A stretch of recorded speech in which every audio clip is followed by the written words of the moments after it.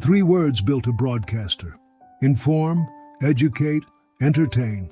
Simple, principled, unambiguous. They were carved into the bones of an institution that would become the most trusted broadcaster on earth. And every year, for nearly a century, you paid for it. Not voluntarily, not because you chose to, because the law said you must. The license fee, the price of television, the cost of the promise. But what if the promise was never really kept?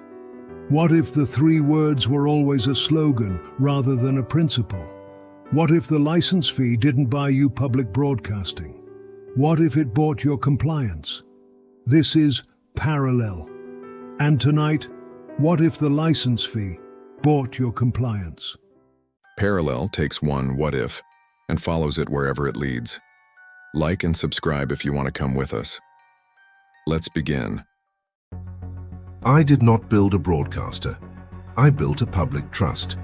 The distinction matters enormously.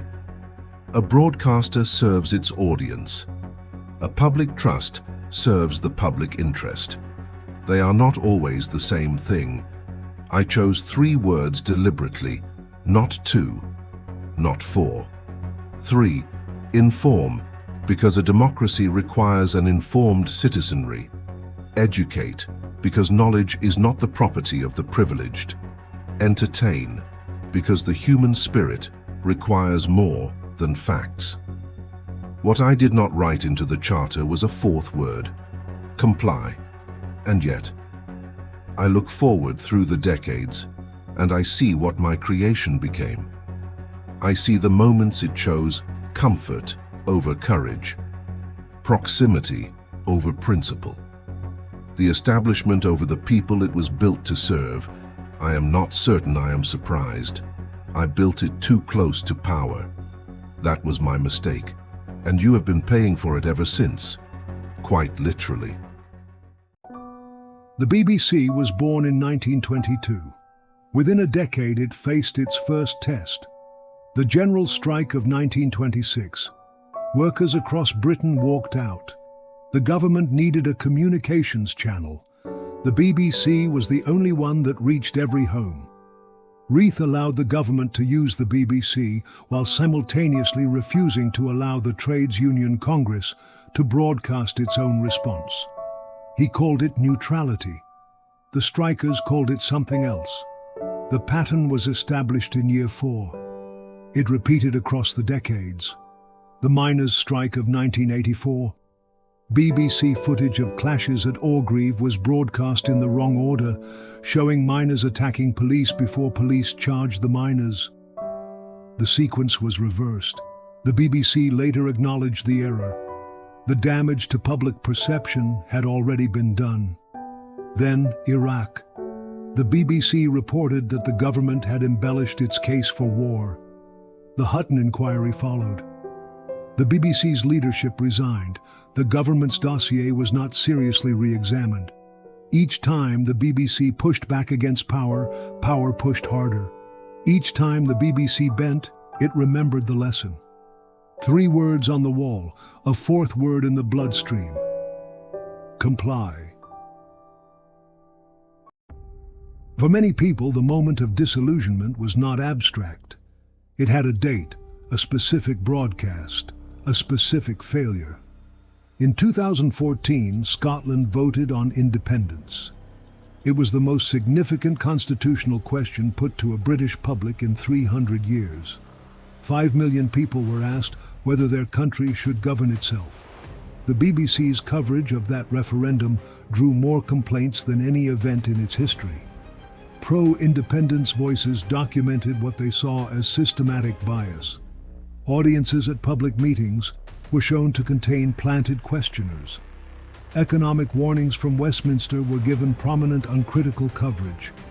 Pro-independence economic analysis received far less. The BBC's own audience research showed that trust in the corporation among Scottish viewers collapsed during the referendum period and never fully recovered. People who had paid the license fee without question for decades looked at their television screens during those weeks and saw something they recognized. Not a public broadcaster, a state broadcaster, with better production values. Britain is not alone in this. Every country with a public broadcaster has had this argument. In France, the ORTF was so thoroughly controlled by the state that during the 1968 uprising, journalists went on strike rather than broadcast government propaganda.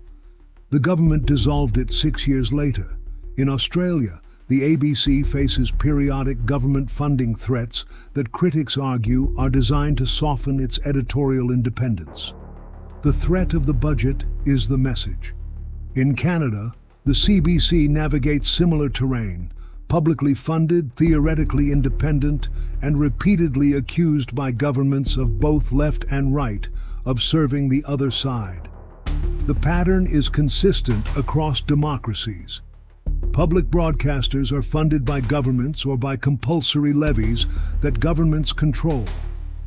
Governments appoint the boards that set editorial policy, and governments, when displeased, cut the funding. I'm not even going to mention North Korea or Fox News. The question is not whether this creates pressure. Of course it creates pressure. The question is whether any public broadcaster has ever found a way to be genuinely independent of the hand that feeds it. The honest answer is not reassuring. Something is happening quietly across Britain. People are cancelling their licenses, not en masse, not in protest marches, not with placards or petitions or politicians, just quietly, individually, one direct debit at a time. The reasons vary. Some cite the Scottish referendum, some cite Iraq, some cite the Lineker affair. Some simply say they no longer watch enough BBC to justify the cost. But underneath the practical reasons is something harder to name. A withdrawal of consent. The license fee was always a social contract. You pay.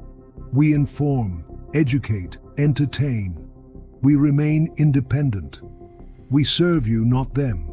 When one party believes the other has broken the contract, they stop paying.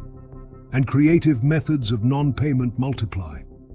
Legal grey areas are explored. Loopholes shared online. A community of non-compliance quietly grows. This is not anarchy. This is what happens when an institution loses the trust it was built on and cannot find its way back. I asked them to inform.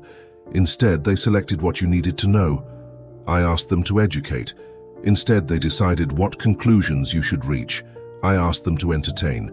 Instead, they kept you comfortable enough not to question. The license fee was supposed to be your guarantee. Payment without the distortion of advertising. Public money for public purposes. Independence from commercial pressure. What nobody asked, what I perhaps failed to ask, was who would protect you from the other pressure. Not the pressure of the market, the pressure of the state.